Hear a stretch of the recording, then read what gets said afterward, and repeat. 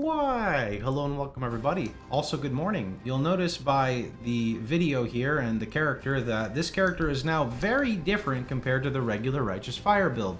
That's because I was getting a little bored for playing the same build 332 times in a row, and let's be real, I've probably played it more than that, so we decided to do something a little different. In the private league, not the private league, but the Legacy of Frisia event, we played a Lifestack Bog Shaman Righteous Fire build, and that got me kind of a little excited to try something else. So with the help of my buddy Convey, we have actually set up, and a couple of others in the Righteous Fire community as well, we have set up a Lifestack version of Righteous Fire that is not a Scion and is not, something else. It doesn't rely on Coruscating Elixir, it is still a map blaster, and it actually has some bossing viability. Now, before we get started and talk about this, instantly, I want to let you know that the budget of this character, at minimum, is like 100 divines before you even get started. And basically, the reason why this is the case is because you need Foulborn Wrathbith, which at the time of this video is around 30 divines to play it. Then you also need a Defiance of Destiny. You do need it, so that's close to 15, so that's 45 divine right off the bat. And you really want to use an Adorn Jewel, which you can find located over here. I'm running an 89, you want at least an 88, that's another 10. And then rolling your Adorn Jewels are very expensive because of the brick outcomes. Now, the reason why you'd play Lifestack is two reasons. I guess there's a lot, but two reasons. Number one, you don't want to use a single target. You want RF to be your single target. So with RF being your single target, you lean on Vol Righteous Fire to do your damage, along with Righteous Fire. This will actually even work on a boss fight, and I'll explain a little bit later. I won't have showcases of it, but I will explain. This character currently is rocking a 2 million tooltip on RF, and you have close to 100% uptime on your Vol RF, but not with my current setup. There's a little bit of a swap. So, I'm going to just go ahead and flash the gear really fast so you guys can kind of see what we're doing. And then I'm going to go run a quick map, and then we'll talk more about the character. There is a swap you can do with your Ascendancy points. And the reason I talk about the swap with the Ascendancy points is because you can push a lot more single target if you drop your Ramako Sun's Light and replace it with Priest of Yaumak and then go dual curse. But in my opinion, this is not needed for mapping, but it does depend on the type of maps you run. I'm running maps with extremely juiced rares with fucked up mods, so Ramako Sun's Light stripping all elemental res is much better than double cursing, and I don't really need Vol RF for mapping because of Hinekora. Now, attention to this belt. This belt is not needed for the build whatsoever. The reason I am running this belt is because it's something new, and new stuff is fun. More importantly, I don't need speed for my maps. I need damage because of what we're doing. So I'm going to pop into this one really fast here. I have a beach already pre-rolled. It's a very angry Atlas. You can see the map mods over here on the right-hand side. I'm just going to go ahead and jump right on into the Mirage. Is your desire. An interesting choice. The reason I'm using the belt is just, again, it's a cheap alternative and it gives a ton of AoE, and AoE is fun right now. I cannot do this yet. This is actually, I think, a reduced AoE map as well, right? I think it's a, oh, I hit Alt and, oh, okay, we're back, cool. Yeah, cool, that's, I'll be taking that, Yoink, thank you very much. I think I missed this breach here because I'm lagging and I can't hit it. Oh, wait. There it goes. Okay, it popped. My game is like broken and everything's like speeding up. Okay, yep. Alright, here we go. Cool. Don't mind this rare. This guy's super pissed off. I don't know what the heck's wrong with him.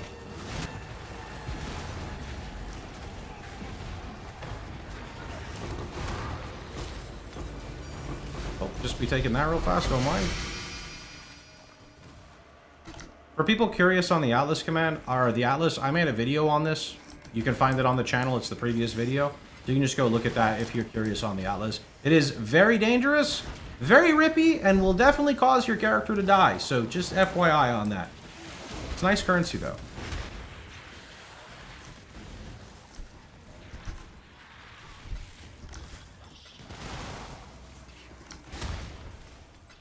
Okay. Good enough.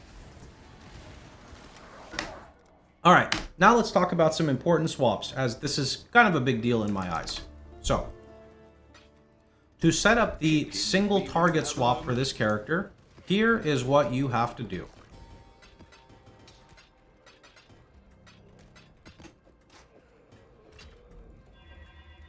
You're going to want to take out these 4 gems that I have here. So this setup here runs flammability with life tap. You can alternatively get life tap on your elemental weakness, and that will work. So you need a flammability with life tap so that you can support elemental weakness, Bane, and then Hex Pass.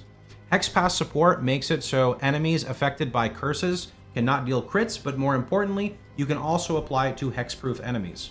This goes in your 4-link in your boots right here, and that allows you to double curse. That is why we have Whispers of Doom anointed on the amulet, so that we get double curse through that nature. Now, I'm just going to remove this to show how this would cast, just so people can see. You would just cast Bane like that, and it will double curse for you. Scorching Ray, which I currently have... I guess I don't have it in right now because, again, my stuff has changed. Scorching Ray makes a return in this variant. And the reasoning Scorching Ray makes a return is because the 25 exposure is very beneficial when you don't run Ramako Sun's Light. And then you have the option of using Infused Channeling for taking even less damage, which is very good for bossing specifically. Now here is the fun part. It's the Vol Righteous Fire setup. So, let me go ahead and just slap that on for a second. Okay. Over here, on our Ascendancy, if we drop Ramako, that's what you would do if you wanted to use the curse setup. And you come over here.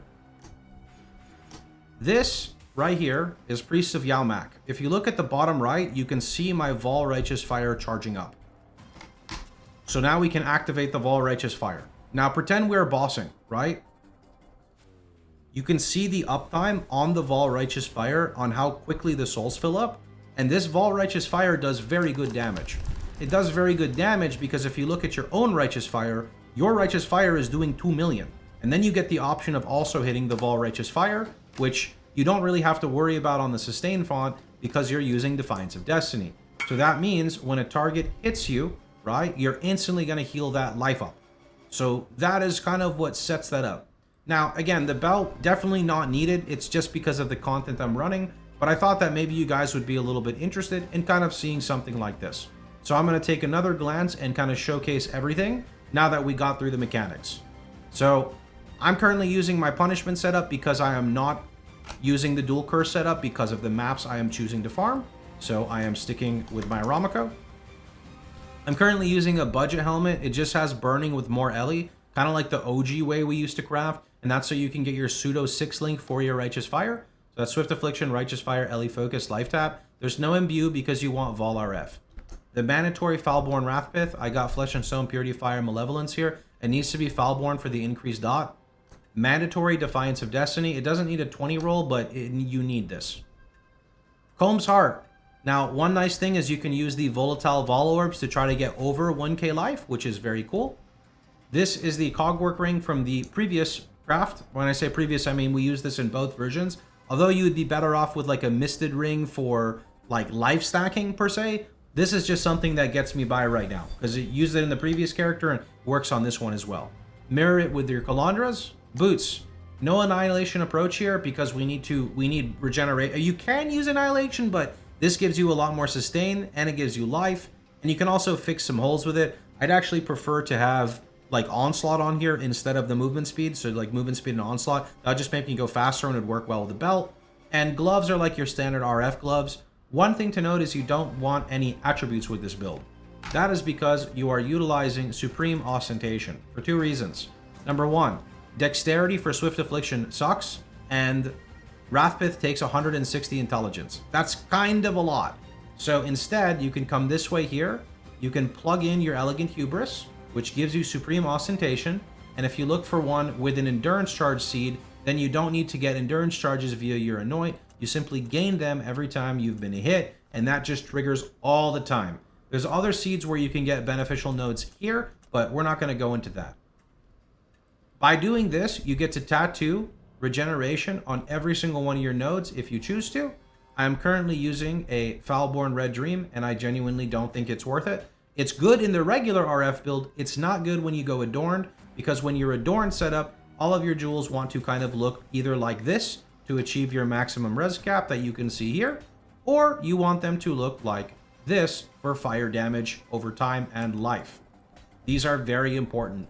I cannot stress the importance of adorned because you get so much increase with your nebulous max res alongside the Foulborn Wrathpith. The only way you can really scale damage from here is multi, and that is where the expensive thing comes in with adorned. Also, when you are playing in the adorned setup, there are one thing you want to make sure you understand. You're not utilizing these max res nodes anymore. You're not taking block nodes because you have Defiance, and that's so you can go triple cluster with adorned. All adorned trees look very much similar. Another thing to note is when you are tattooing your character, you want to make sure your strength stays above your other attributes. Otherwise, you cannot benefit from Rational Doctrine, and that gives me half of my life regen, and that is a very big deal. As for the clusters, I'd recommend like a Burning Bright, Widespread, I think Prismatic. Basically any combo that puts Burning Bright and Widespread here. That way you can get AoE on your clusters. That's what I want to do, and then I'll probably get rid of this Poopy Belt. It's just kind of fun to run right now. Other than that, I think everything is pretty much similar. I am using, I think, 3 max res jewels to fit in the adorned, to fit in my max res, alongside the 1% max fire res on the boots itself. And I think we've got pretty much everything covered from there. So I hope you guys had a wonderful time. I hope you guys enjoyed yourselves. If I continue and stick with the character, maybe we can show some bossing montage, but right now, probably not. One of the last things I'd say we could talk about is Corrupted Blood. Genuinely, when you have this much regen / recovery, you don't have to worry too much about it. What I'm currently utilizing is the last thing of Ralakesh for the 5, basically when you have 5 stacks of CB, you don't really take much damage. Most Corrupted Blood doesn't do much to me, but in the map mods I'm running, some of the mobs can actually degen me a little bit, or like the Saw Blades can have some stacking debuffs. Remember, you're not using Cloak of Flame, so you don't get the Fizz conversion on that, so you do just need to have actual amounts of regeneration. So that's kind of where that part kind of kicks in. But anyway, that's pretty much about it. I'm pushing the level 100 grind. I'll catch you guys all later. Thanks for watching. Hope you guys enjoyed the video. I'll see you guys all tomorrow. Take care, everybody.